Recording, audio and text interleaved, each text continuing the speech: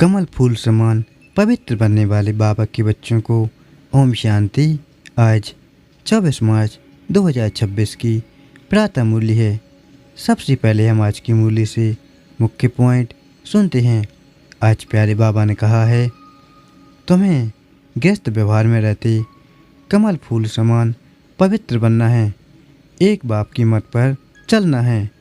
जो बच्चे देह अभिमान में रहते हैं उन्हें माया जोर से पंजा मार देती है, फिर नाम रूप में फंस पड़ते हैं। देह अभिमान आया और थप्पड़ लगा, इससे पद भ्रष्ट हो जाता है। बाबा कहते, बच्चे देही अभिमानी बनो, बाप समान निरहंकारी बनना है।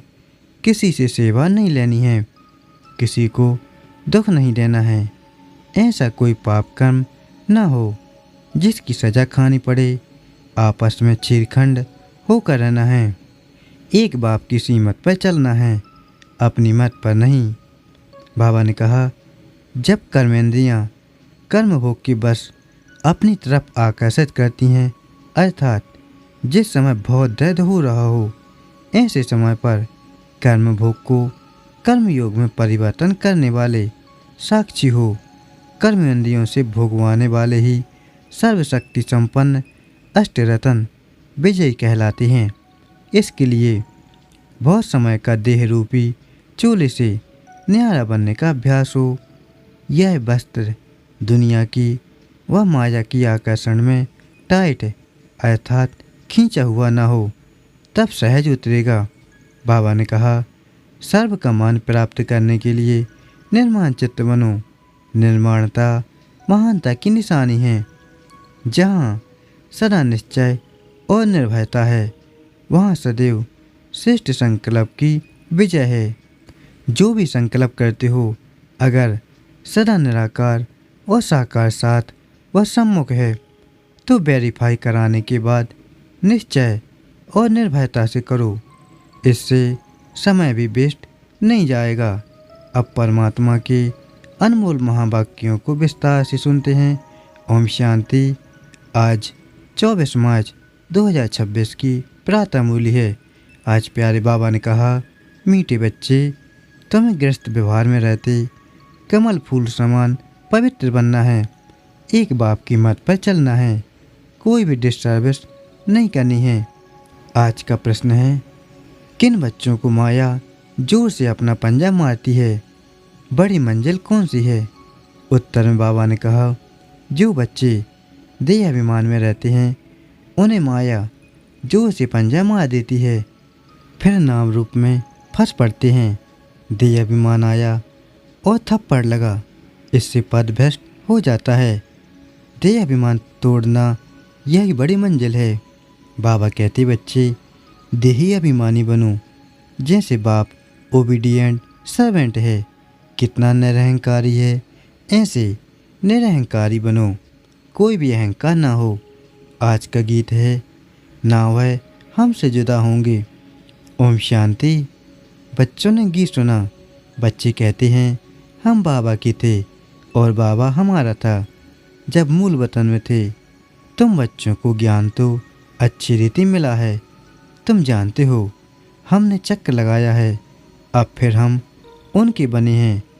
वह आया है राजयोग सिखाकर स्वर्ग का मालिक बनाने। कल्प पहले मुआफिक फिर आया है।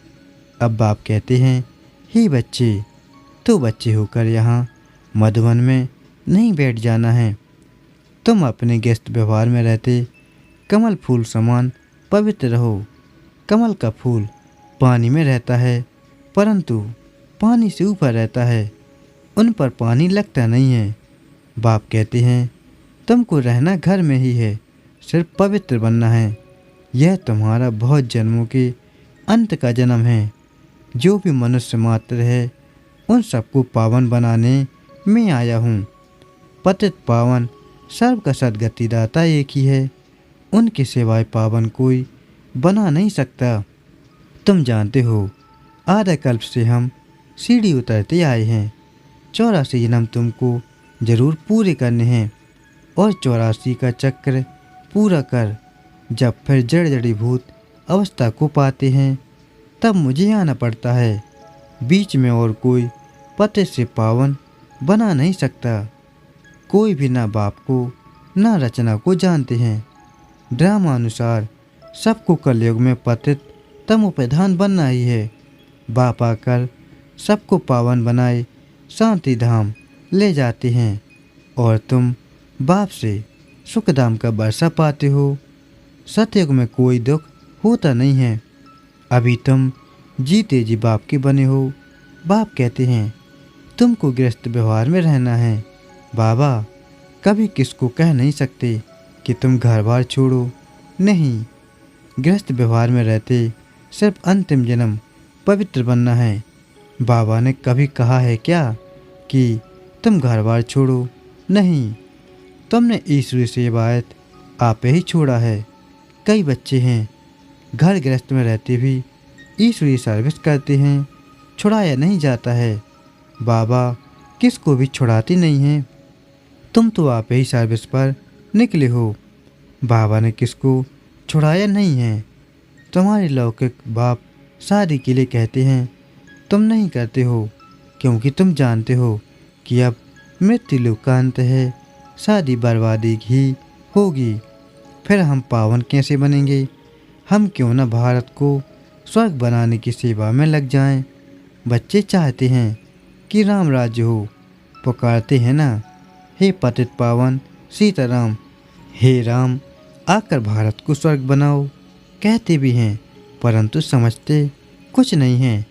सन्यासी लोग कहते हैं इस समय का सुख कागविष्टा के समान है। बरोबर है भी ऐसे। यहाँ सुख तो है ही नहीं, कहते रहते हैं, परंतु किसकी बुद्धि में नहीं है। बाप कोई दुख के लिए यह सृष्टि थोड़े ही रचते हैं। बाप कहते हैं क्या तुम भूल गए हो, स्वर्ग में दुख का नाम निशान नहीं रहता है। वहाँ कंस आदि कहाँ से आए? अब बेहद का बाप जो सुनाते हैं उनकी मत पर चलना है। अपनी मन मत पर चलने से बर्बादी कर देते हैं। आश्चर्यवत सुनंती कथनती भागंती या ट्रेटर बनंती। कितनी जाकर डिसर्विस करते हैं, उनका फिर क्या होगा? हीरे जैसा जीवन बनाने बदले कौड़ी मिसल बना देते हैं। पिछाड़ी में तुमको अब अपना साक्षात्कार होगा। ऐसी चलन के कारण यह पद पाया। यहाँ तो तुमको कोई भी पाप नहीं करना है क्योंकि तुम पुण्य आत्मा बनते हो। पाप का फिर 100 गुना दंड हो जाएगा। भल स्वर्ग में तो आएंगे परंतु बिल्कुल ही कम पद।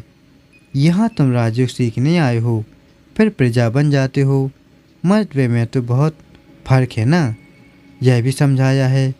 यज्ञ में कुछ देते हैं फिर वापस ले जाते हैं तो चंडाल का जन्म मिलता है। कई बच्चे फिर चलन भी ऐसी चलते हैं जो पद कम हो जाता है। बाबा समझाते हैं ऐसे कम नहीं करो जो राजा रानी के बदले प्रजा में भी कम पद मिले। यज्ञ में स्वाहा होकर भागंते होते तो क्या जाकर बनेंगे, यह भी बाप समझाते हैं। बच्चे कोई भी विकर्म नहीं करो, नहीं तो 100 गुना सजाएं मिलेंगी। फिर क्यों नुकसान करना चाहिए। यहाँ रहने वालों से भी जो घर गृहस्थ में रहते हैं, सर्विस में रहते हैं, वे बहुत ऊंच पद पाते हैं। ऐसे बहुत गरीब हैं, 8 आना व रुपया भेज देते हैं और जो भल यहाँ 1000 भी देवे तो भी गरीब का ऊंच पद हो जाता है क्योंकि वह कोई पाप कर्म नहीं करते हैं। पाप करने से 100 गुना बन जाएगा। तुमको पुण्य आत्मा बन सबको सुख देना है। दुख दिया तो फिर ट्रिब्यूनल बैठती है, साक्षात्कार होता है कि तुमने यह किया, अब खाओ सजा। पद भी भ्रष्ट हो जाएगा। सुनते भी रहते हैं फिर भी कई बच्चे उल्टी चलन चलते रहते हैं।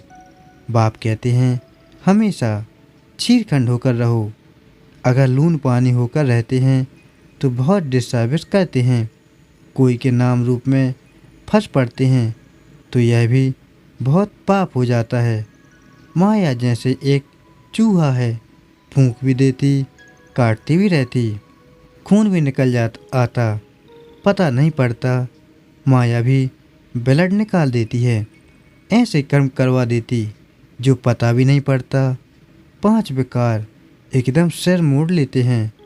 बाबा सावधानी तो देंगे ना, ऐसे ना हो जो फिर ट्रिब्यूनल के सामने कहें कि हमको सावधान थोड़े ही किया। तुम जानते हो ईश्वर पढ़ाते हैं, खुद कितना निरहंकारी है।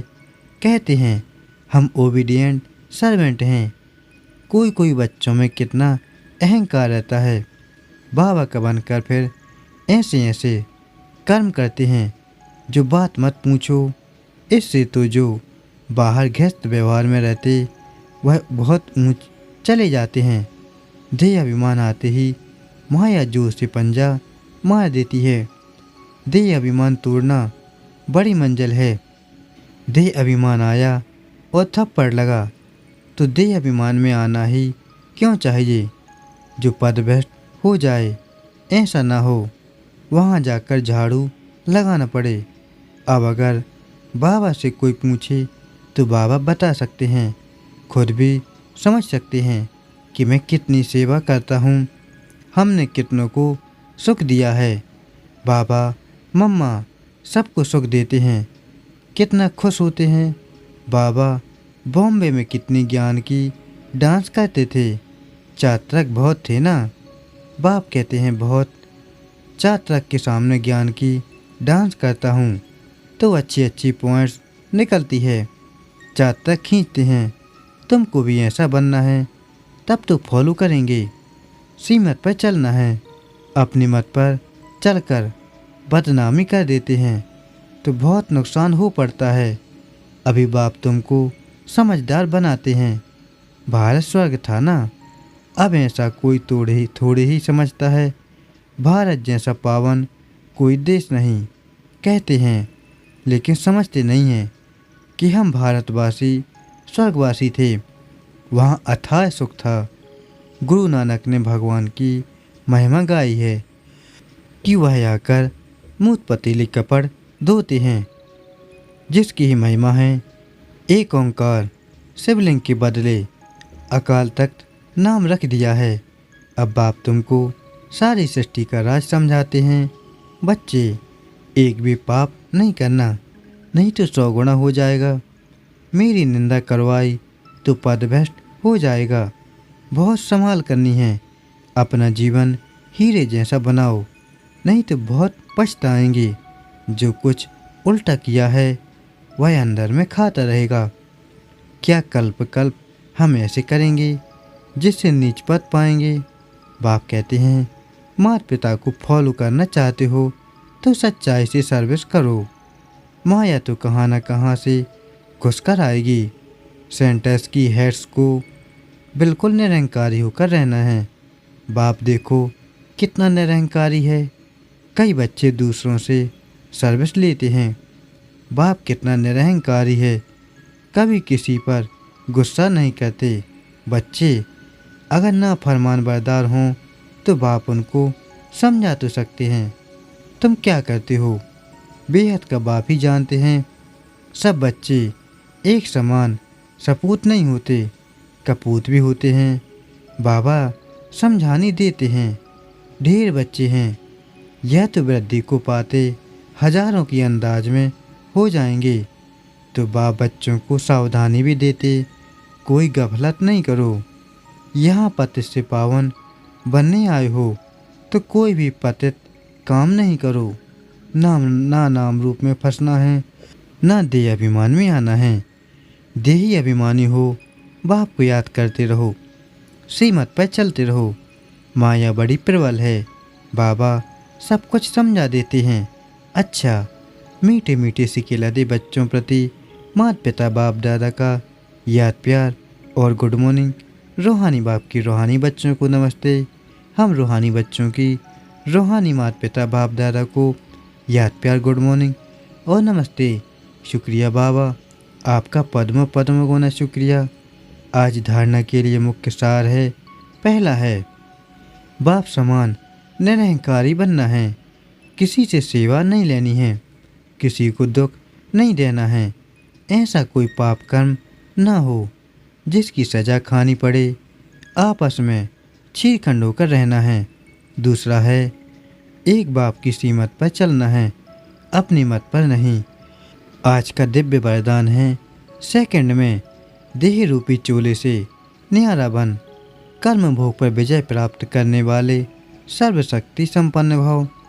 जब कर्म भोग का जोर होता है, कर्मेंद्रियां कर्म भोग के बस अपनी तरफ आकर्षित करती हैं, अर्थात जिस समय बहुत दर्द हो रहा हो, ऐसे समय पर कर्म भोग को कर्मयोग में परिवर्तन करने वाले साक्षी हो, कर्मेंद्रियों से भोगवाने वाले ही सर्वशक्ति संपन्न अष्टरत्न विजयी कहलाते हैं। इसके लिए बहुत समय का देह रूपी चूल्हे से न्यारा बनने का अभ्यास हो। यह वस्तु दुनिया की व माया की आकर्षण में टाइट अर्थात खिंचा हुआ न हो, तब सहज उतरेगा। आज का स्लोगन है सर्व का मान प्राप्त करने के लिए निर्माण चित्त बनो। निर्माणता महानता की निशानी है। आज मातेश्वरी जी के अनमोल महावाक्य हैं। पहला है ईश्वर सर्वव्यापी नहीं है। उसका प्रमाण क्या है? शिरोमणि गीता में जो भगवानुवाच है, बच्चे जहाँ जीत है वहाँ मैं हूँ, यह भी परमात्मा के महावाक्य हैं। पहाड़ों में जो हिमालय पहाड़ है उसमें मैं हूँ, और सांपों में काली नाग मैं हूँ।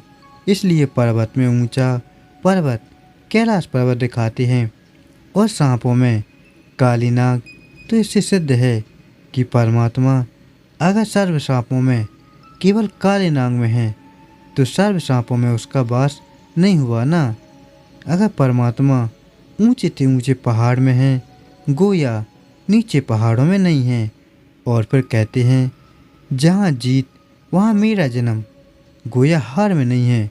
अब यह बातें सिद्ध करती हैं कि परमात्मा सर्वव्यापी नहीं है। एक तरफ ऐसे भी कहते हैं और दूसरी तरफ ऐसे भी कहते हैं कि परमात्मा अनेक रूप में आते हैं। जैसे परमात्मा को 24 अवतारों में दिखाया है। कहते हैं कक्ष मक्ष आदि सब रूप में परमात्मा के हैं। अब यह है उन्हों का मिथ्या ज्ञान। ऐसे ही परमात्मा को सर्वत्र समझ बैठे हैं, जबकि इस समय कलयुग में सर्वत्र माया ही व्यापक है। तो फिर परमात्मा व्यापक कैसे ठहरा? गीता में भी कहते हैं कि मैं फिर माया में व्यापक नहीं हूँ। इससे सिद्ध है कि परमात्मा सर्वत्र नहीं है।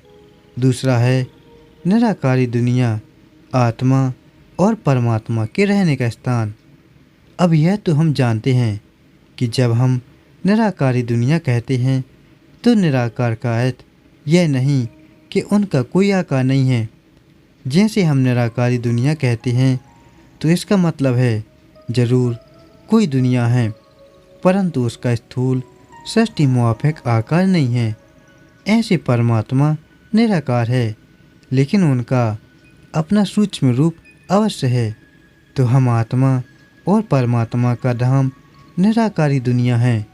तो जब हम दुनिया अक्षर कहते हैं तो इससे सिद्ध है वो दुनिया है और वहाँ रहते हैं, तभी तो दुनिया नाम पड़ा।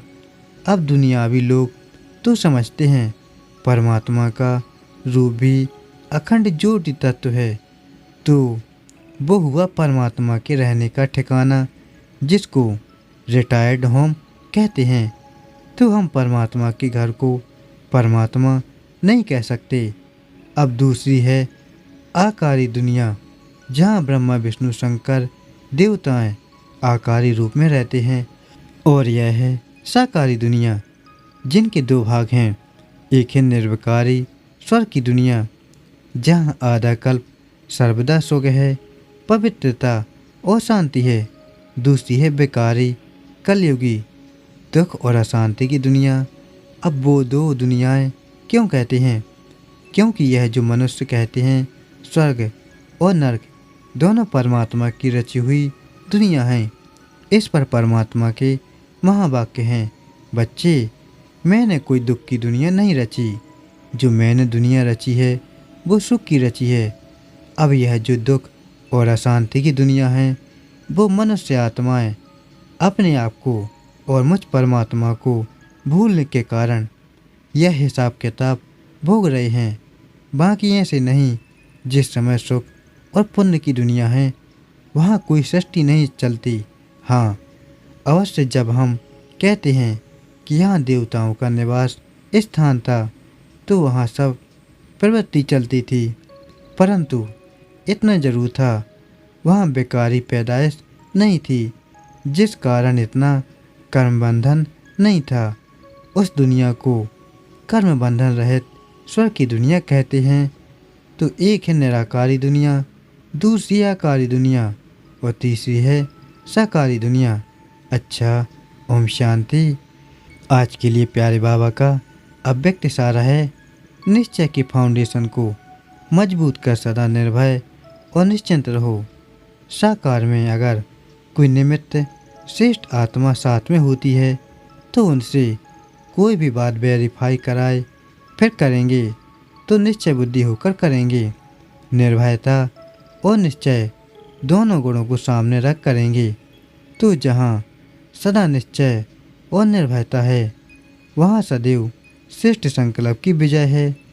जो भी संकल्प करते हो अगर सदा निराकार और साकार साथ व सम्मुख है तो वेरीफाई कराने के बाद निश्चय और निर्भयता से करो। इससे समय भी वेस्ट नहीं जाएगा।